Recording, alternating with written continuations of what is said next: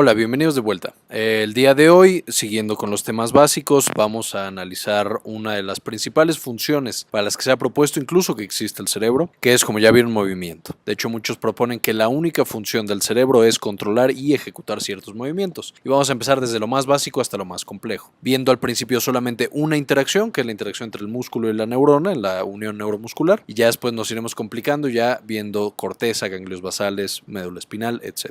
Como siempre, espero lo entiendan. Vamos a enfocarnos en esta clase en específicamente el músculo esquelético. Vamos a dejar de lado el músculo liso que vimos en la clase de trabajo de parto y el músculo cardíaco que veremos en un video posterior. El músculo esquelético recibe este nombre debido a que está pegado o está en una relación muy estrecha con el esqueleto óseo. ¿Por qué? Porque este sirve para hacerla de palanca y jalar diferentes grupos de huesos o diferentes huesos y de esta manera cambiar la posición del cuerpo y poder movernos y desplazarnos, modificando nuestro entorno. Este efecto o este fenómeno es tan importante que investigadores bastante importantes dicen que es la principal función del cerebro la de generar el movimiento, no solo en nosotros, sino en la biología en general. Ahora, para cumplir con esta función, el músculo tiene, como ya lo dijimos, varios grupos de células o varios otros órganos que lo acompañan. Ya que vemos que el músculo tiene que estar pegado siempre a un hueso, o prácticamente todo el tiempo el músculo esquelético está pegado a un hueso a través de un grupo de tejido conectivo que es un tendón. Esto lo pega y permite que cuando el músculo se contrae, el hueso se desplace. Esto es tan importante que la mayoría de todo el músculo en el cuerpo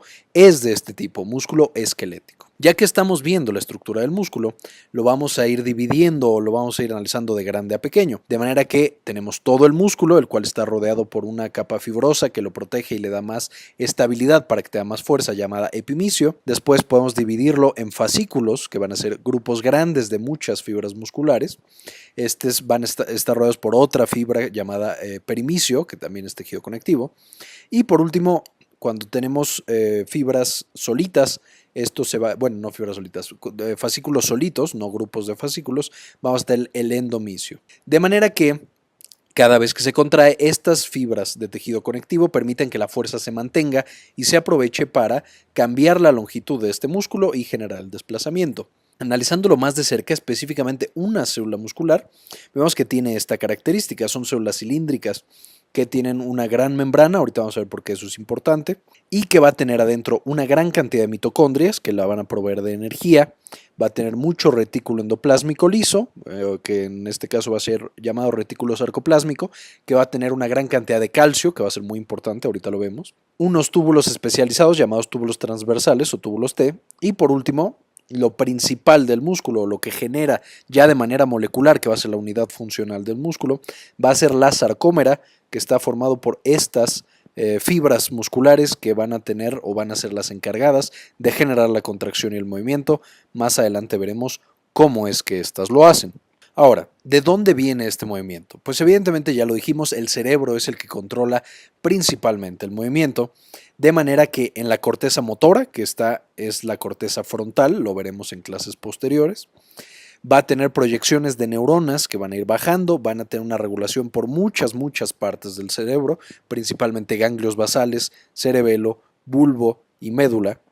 Y van a llegar en este punto en la médula, específicamente en las astas anteriores, van a salir unas neuronas llamadas motoneuronas. Estas motoneuronas se van a comunicar específicamente con el músculo y van a generar su activación a través del neurotransmisor acetilcolina. De manera que al activar con un potencial de acción, que es mostrado por esta flechita roja, toda esta neurona motora, va a liberar acetilcolina en un punto específico del músculo, no puede ser en todo, es en un punto específico normalmente central, acetilcolina en la unión neuromuscular. Una vez que nosotros liberamos la acetilcolina, esta se va a acoplar a receptores que son los famosos receptores nicotínicos que ya revisamos en la clase de acetilcolina. Y esta acetilcolina va a abrir este receptor y va a permitir que entre el sodio, generando una despolarización como ya también hemos estudiado antes. Esta despolarización, como ya vimos, va a generar o se va a generar en la membrana de la célula muscular. Sin embargo, nosotros vamos a necesitar que un mecanismo especializado vaya adaptando esta respuesta. ¿De qué manera? Vamos a suponer que esta fuera nuestro lugar de sinapsis. O sea, aquí es donde nosotros liberamos nuestra acetilcolina y genera una entrada de sodio dentro de la membrana. Entonces, si esta es la membrana, vamos a suponer que el sodio entrara por aquí y empieza a acumularse dentro de nuestra célula. Entonces aquí empieza a entrar el sodio. Si nosotros tuviéramos una célula normal, pues evidentemente solo la parte exterior, donde está la membrana, se despolarizaría y no tendríamos un efecto como el que genera el músculo, que es una activación de toda la célula. De manera que la célula muscular implementó un sistema especializado, que es este de los túbulos T. Estos túbulos T o túbulos transversos permiten que el sodio entre y se vaya despolarizando, pero también vaya a través de los túbulos T despolarizando el interior de nuestra célula de manera muy rápida y muy eficiente. De manera que el sodio viaja por todos estos túbulos, cambia la polaridad de toda nuestra célula muscular y genera una activación. Y esta activación va a ser muy importante, es un fenómeno conocido como acoplamiento, excitación, contracción, porque esta excitación, o sea, esta despolarización que estamos generando con el sodio, va a tener un segundo efecto tremendamente importante. Este es un acercamiento específicamente a los túbulos T. Lo que está pasando es, por aquí pasarían las cargas de sodio, despolarizarían esta parte de la membrana, que es una invaginación, que es el túbulo, y esto genera que se abran los canales de calcio tipo L, de manera que entra calcio. Este calcio, o este canal de calcio en específico, va a estar conectado a otros canales de calcio que están en el retículo sarcoplásmico. Estos son extremadamente importantes, son los llamados canales de Raynaudina. Lo que sucede es que de manera mecánica estos dos están pegados, o sea, cuando este de afuerita, que está en el túbulo T, se abre, también se abre el retículo sarcoplásmico, permitiendo que salga el calcio, y además la entrada de calcio a través de estos genera que también se libere calcio del retículo sarcoplásmico, lo que se llama liberación de calcio inducida por calcio. Y básicamente lo que va a permitir todo este calcio que está entrando dentro de nuestra célula muscular es que éste active a las fibras musculares y genere la contracción. Para entender de manera más específica necesitamos entender el motor molecular que genera la contracción, y esta va a ser la sarcómera. La sarcómera va a ser una serie de fibrillas, de miofibrillas, que son las responsables de manera molecular de generar esta contracción, y vamos a tener 4 principales. Primero tenemos la miosina. La miosina es esta proteína larga que al final acaba en una globulina que se va a llamar la cabeza de miosina, de las cuales tenemos de hecho 2, y una va a ser más importante en el músculo esquelético. ¿Qué es lo que va a suceder? Esta cabeza de miosina necesita generar interacciones con la actina, que van a ser estas proteínas de acá, y la contracción se va a dar cuando la miosina jala a la actina hacia la línea media, que le vamos a llamar línea M, porque está a la mitad, o en inglés middle. Como a la miosina le encanta pegársele a la actina y empezar a jalarla, si nosotros dejáramos solitas a la actina y a la miosina, bioquímicamente están hechas para estar pegadas y para generar estas interacciones. De manera que la naturaleza tuvo que inventar algo para que no estuvieran pegadas todo el tiempo y entonces se generara una contracción funcional. Y esta fue una proteína llamada troponina, que vamos a ver en la siguiente diapositiva. Además de esta miosina y actina, tenemos otras que le dan estructura ya a toda la sarcómera, entre las que están la nebulina, la titina, que esta es una de las más grandes proteínas del cuerpo.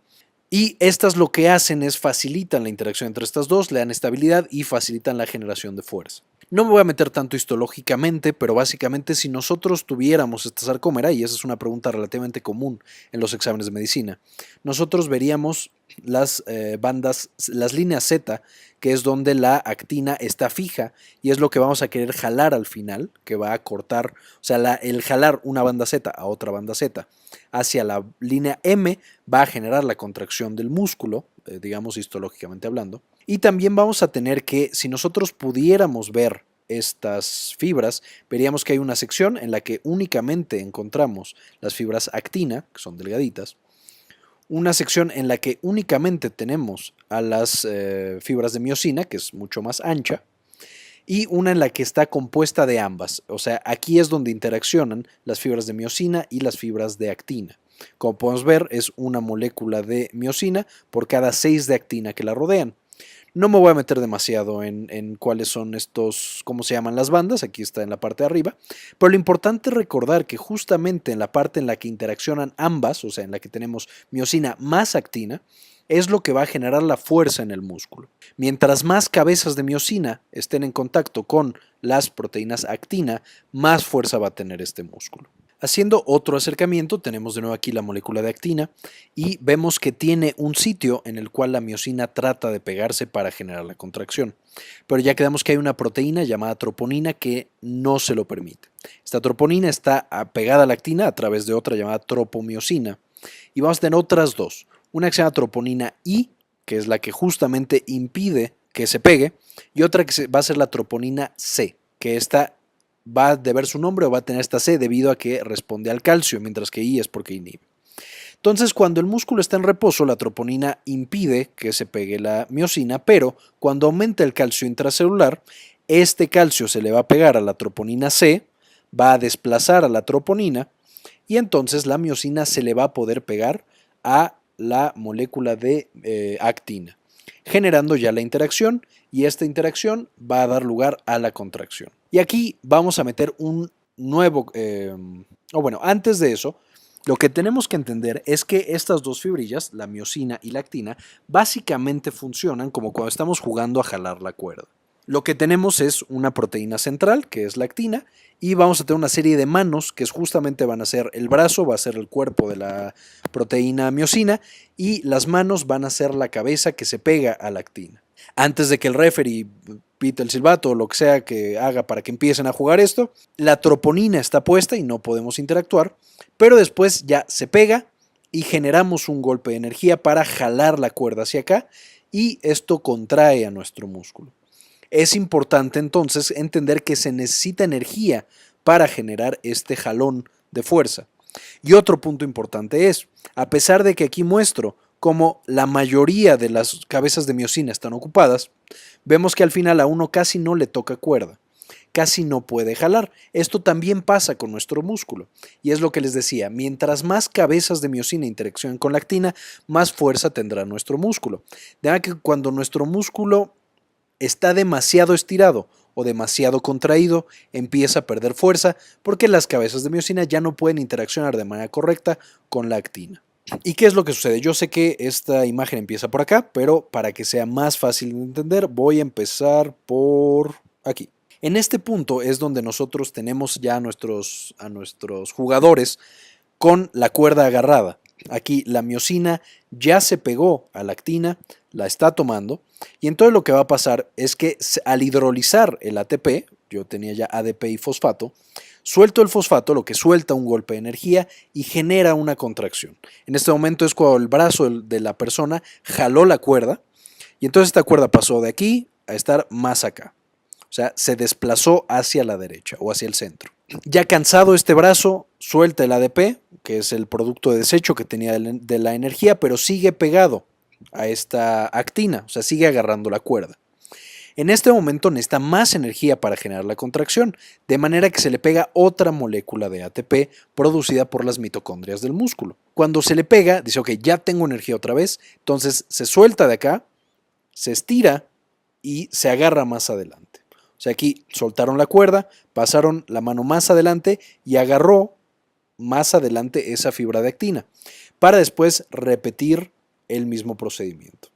De manera que cada vez que nosotros generemos una contracción, o sea, generemos que las fibras, las líneas Z se unan a la línea M o que esta línea de actina se desplace para acá, se van a gastar moléculas de ATP. Es un gran gasto energético, uno de los mayores gastos energéticos, el movimiento muscular o la contracción muscular. Una vez que nosotros ya queremos suspender, o sea, que ya se acabe esa contracción muscular, entonces, como ya vimos que el calcio es el que permite esta contracción, y quitando el calcio, la troponina otra vez va a impedir la interacción miosina-actina, lo único que tiene que hacer nuestra célula es agarrar este calcio y volver a meterlo dentro del retículo sarcoplásmico.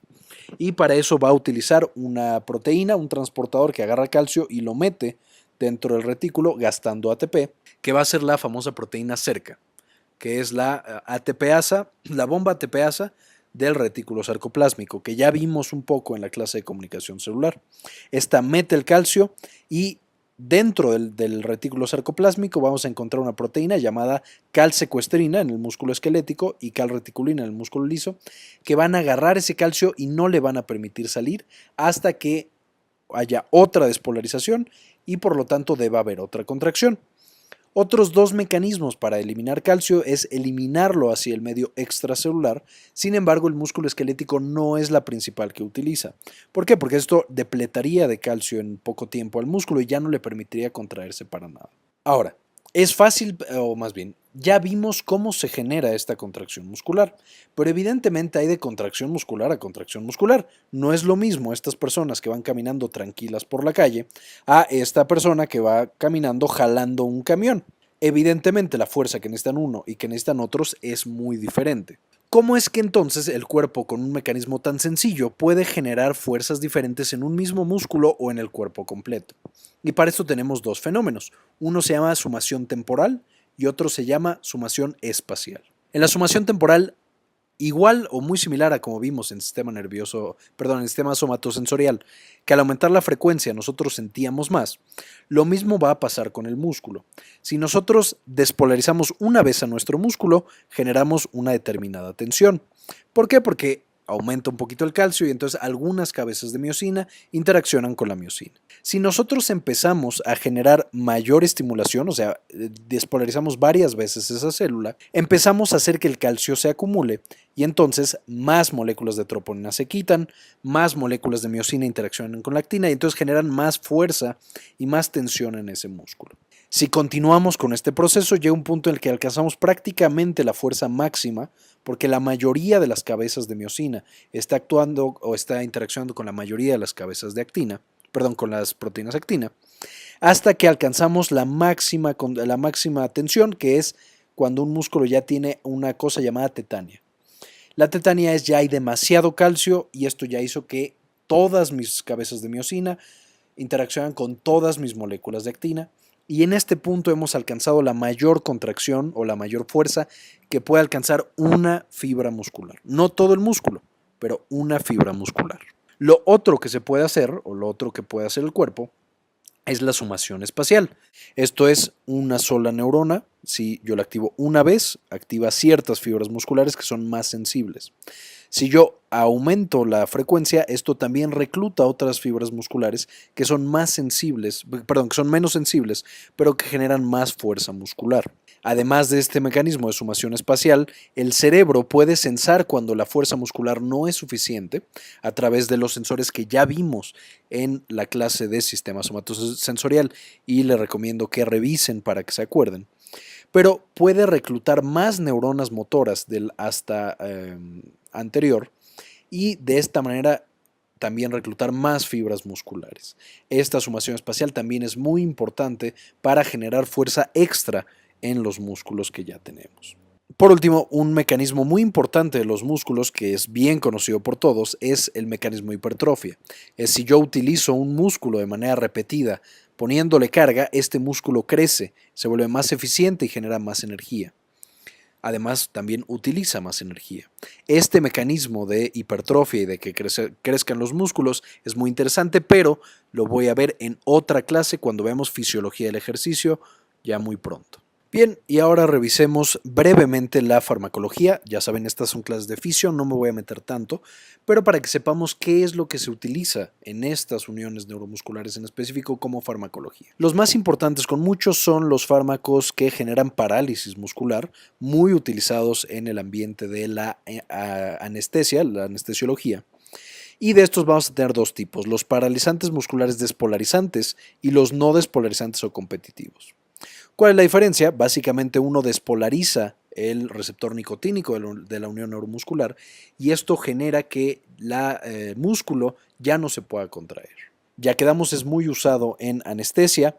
¿Cuál es lo malo que puede llegar a pasar? Pues lo normal de la parálisis muscular, que es parálisis respiratoria, bloqueo autonómico y en general esas dos, pero además por su mecanismo de generar despolarización en todos los músculos del cuerpo, ya lo vimos también en la clase de potencial de acción, esto puede llevar a que el paciente tenga demasiado potasio en su sangre, por todo el potasio que está liberando el músculo al despolarizarse.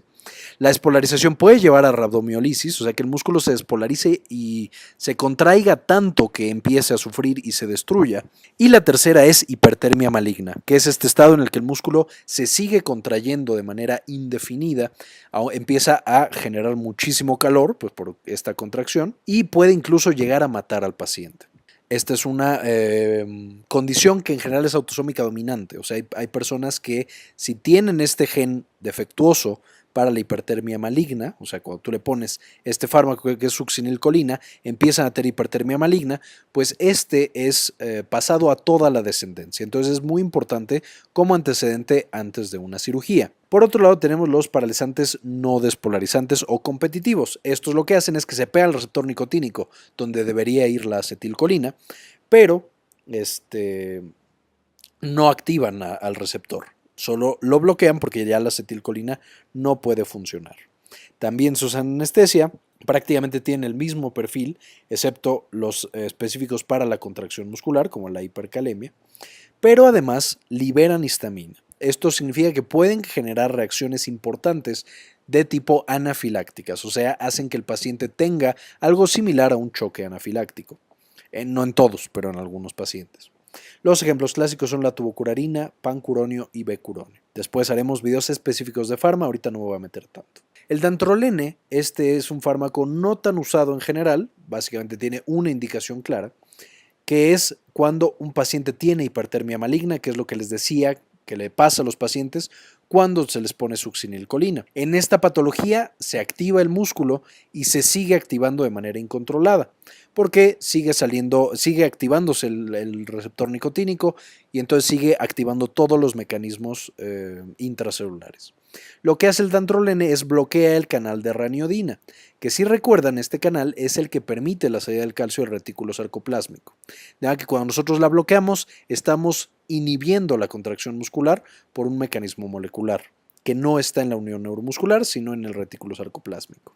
Otra de las indicaciones, aunque esta no es tan evidente, es la espasticidad. Como esto bloquea la contracción del músculo, pues también inhibe la espasticidad, que son estas contracciones demasiado fuertes y patológicas que se dan cuando el cerebro no está controlando los músculos y ya se controlan solitos, que de nuevo esto lo veremos en clases posteriores. Y entre los efectos adversos está pues evidentemente debilidad, a menos que el paciente esté sedado por la anestesia, y también hepatotoxicidad.